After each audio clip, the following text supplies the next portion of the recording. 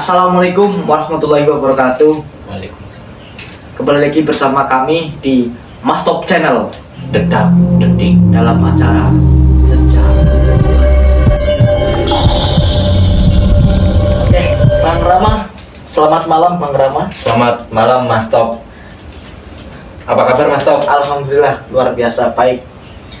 Bang, kita bicara tentang jejak pohon lembut tidak jauh dari pengalaman misteri atau pengalaman mistis pasti ya. Ngomongin pengalaman mistis, ini banyak terjadi pada saat kita kemah. Camping. Kemah. Iya. Terus Ya, yang berhubungan dengan jurit malam lah ya. Nah, sekarang kita akan bercerita pengalaman pribadi kita berkaitan dengan hal mistis yang terutama kisah nyata ya. kisah nyata. Dan ini memang real adanya. Kalau tidak real nanti bisa di cross check ya, bisa ditanya. Ada saksi-saksi yang kita sebutkan namanya nanti. Kita pertama dari siapa dulu nih enaknya? Kalau untuk pengalaman, ya itu terserah. Dari kamu dulu boleh? Oke, silakan Bang Rama. Kalau untuk cerita pengalaman perkemahan ya dulu, waktu sekolah SMA, itu kan mulai berkemah itu kan keluar kota gitu kan. Tapi ini masih ke daerah sendiri lah, tepatnya di bagian selatan. Dulu saya kemah dekat hutan itu, terus di situ emang udah terkenal dengan mistis. Angker ya, daerah angker. Berarti itu sejak saya umur SD itu udah diceritain tentang, wah kayak aneh kemah karena mesti anak gini lah, anak kayak gue lah, anak setan kayak gue mesti ada mas. Nah dia yang akan cerita masalah aku dan teman-teman pada saat itu ketika sampai di tempat perkemahan itu mas.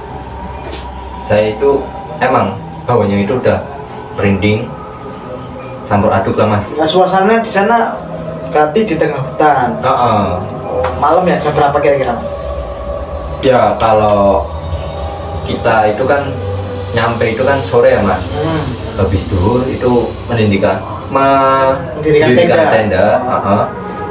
Itu pada waktu sore hari itu suasana gerimis mas. Gerimis. Suasana sangat mencekam ya. Malam di tengah hutan gerimis lagi.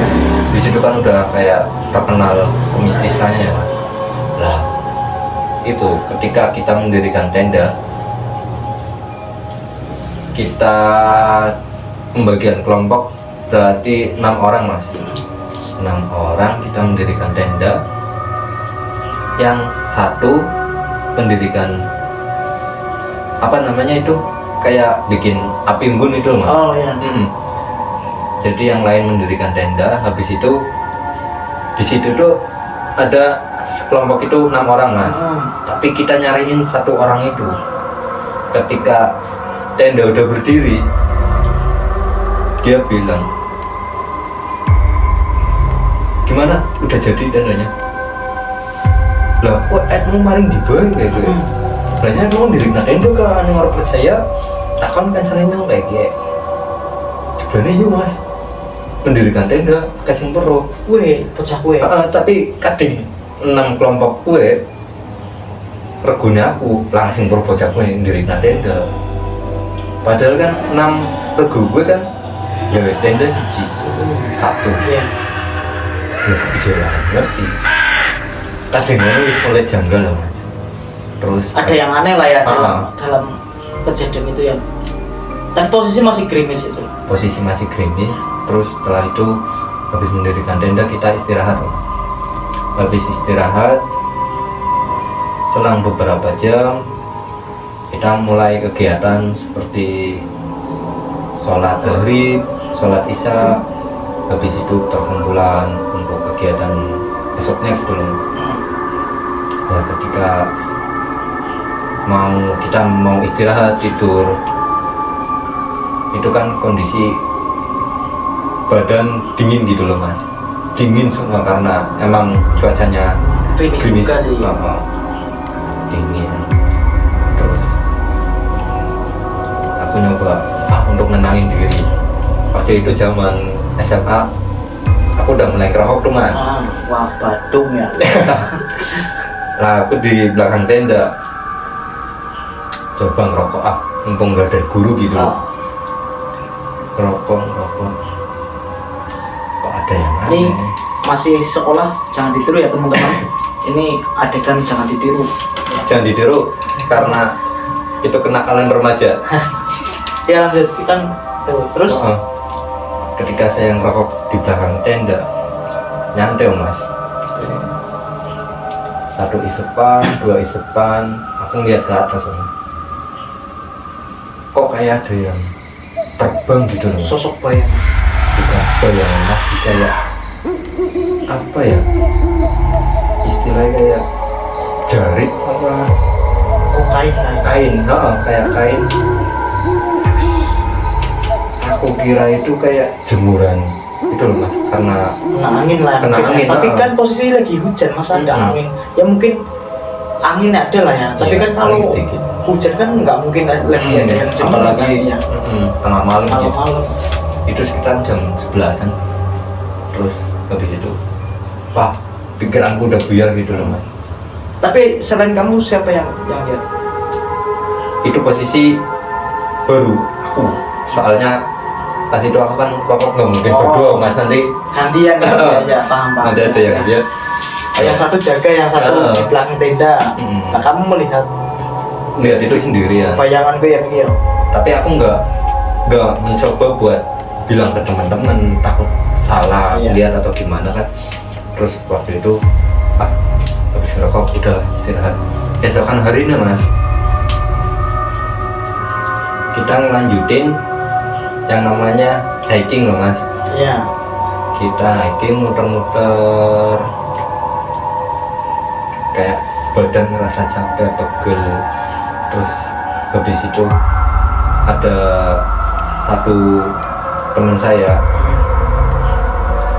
wanita, itu dia dari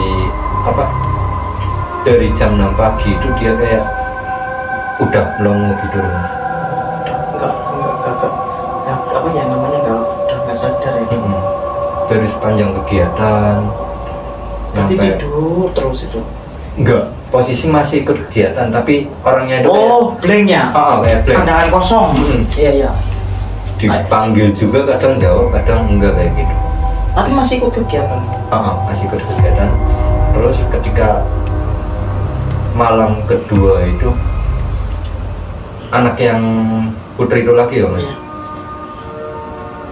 Pada waktu kita api unggun bersama, Iya. kita kumpul di tengah lapangan,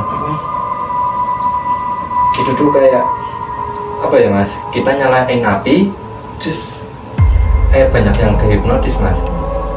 Soalnya apa mas, di tengah api itu tuh kayak ada sosok kakek-kakek. Nyata kakek. Kakek-kakek. Terus habis itu yang cewek tadi ya mas, yang dari pagi melongo terus, dia datang nyamperin ke api unggun itu buat nari Di dekat api unggun. Padahal dia bukan penari dan bukan penari, nggak punya tapi dia basic nari. tapi dia nari sendirian di situ. Tapi dilihat orang Banyak sekali, ada guru juga di situ. Terus habis itu gini loh, aneh. anehnya itu habis nari dia pingsan, dia udah diobatin segala macam tapi nggak bisa mas. Dia bangun lagi. Diobatin sama paranormal kayak apa orang-orang yang bisa orang jadi kapan gitu. Terus ketika ketika dia udah sadar, dia masih melongo, belum sepenuhnya jiwanya itu keluar lah. Iya. Terus habis itu Tapi ditanya namanya jawab enggak? ditanya namanya nggak jawab, Berarti hanya diam gitu. diem. Habis nari itu dia udah kayak belum, udah habis hilang kesadarannya. Habis itu ketika dia sadar, dia menuju ke rumah salah satu warga, ya bukan bukan rumah salah satu warga sih. Di situ kayak, nah, karena di sini kayak itu loh mas, kayak rumah dinas, tapi sudah lama. Enggak sudah lama sih, itu emang sering ditempati, tapi di situ ada tempat kayak penyimpanan alat-alat zaman kuno itu loh mas, kayak musik tradisional, musik tradisional, gamelan Paham. itu, terus pakaian Ada. pakaian penari. Dia langsung masuk ke situ. Padahal sama sekali belum pernah masuk ke situ ya. Belum pernah. Dan teman-teman juga nggak ada yang tahu itu tempat apa ya. Belum tahu, karena pas itu dia minta ke situ, terus dibukain kunci sama Dia ngomong apa berjalan sendiri? berjalan sendiri, terus dibukain pintu sama penjaganya. Oh, sama orang situ lah. Dibukain pintu, dia ke situ, duduk kayak gini mas, duduk sila seperti kayak orang Jawa kayak gitu lah. Terus kayak habis itu kayak minta kopi panas mas, Kopi panas. baru diseduh, baru dihidangkan, itu kayak masih ada gebul-gebulnya gitu sih mas, asap-asap lah ya, gebul usai lah ya. panas lah. Iya. Nah, langsung diombe, Wah, langsung babak ya. diminum. Kudunya kan babak ya teman-teman ya.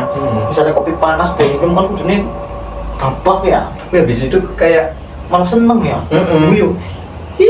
enggak, dia malah bilang kayak gini, Ah. tolong jaga sikap. Terus salah satu guru ada yang meminta maaf kalau murid-muridnya ada yang salah gitu. Dan itu berarti kejadian itu dilihat oleh guru dan semua siswa. Semua banyak. Soalnya kan waktu itu kan lagi upacara api unggun mas. Oh ya, dan tiba-tiba dia berjalan ke ruangan yang tadi itu ada tempat gamelan dan pakaian-pakaian adat. Terus dia minta kopi ya berarti ya. Iya. Kopi panas langsung diminum. Setelah diminum kemudian dia bilang tadi itu tolong jaga sikap. Iya. Terus ketika dia habis minta kopi, terus kayak bilang apa gitulah, intinya kayak saling menghargai gitu loh.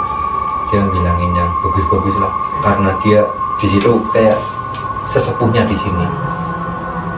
Jadi habis minum kopi itu mas, dia langsung nggak sadarkan diri. Habis itu dia kayak fit kembali, segar. Sungguh pengalaman yang mencekam ya teman-teman. Yang ini memang sering terjadi ya ketika kita berkegiatan di luar atau di outdoor ya. Jadi kita harus saling menghargai, saling saling menyapa lah ya. Intinya kulon lah. Karena kita tidak bisa melihat makhluk, tapi dia bisa melihat kita. Tapi bagi orang-orang yang bisa atau yang memiliki ilmu spiritual pasti bisa melihatnya dan pasti dia akan merasakan itu, hal kedatangannya dan sebagainya. Betul. Ya itu sebagai pelajaran Mas Rama. Ini kita akan lanjut ya di episode selanjutnya. Nanti cerita saya di episode kedua. Terima kasih. Selamat malam. Jangan lupa teman-teman semuanya tetap bahagia, tetap standby di channel Mas Top channel ini, dan nantikan episode 2 cerita yang lebih misteri dari saya. Terima kasih.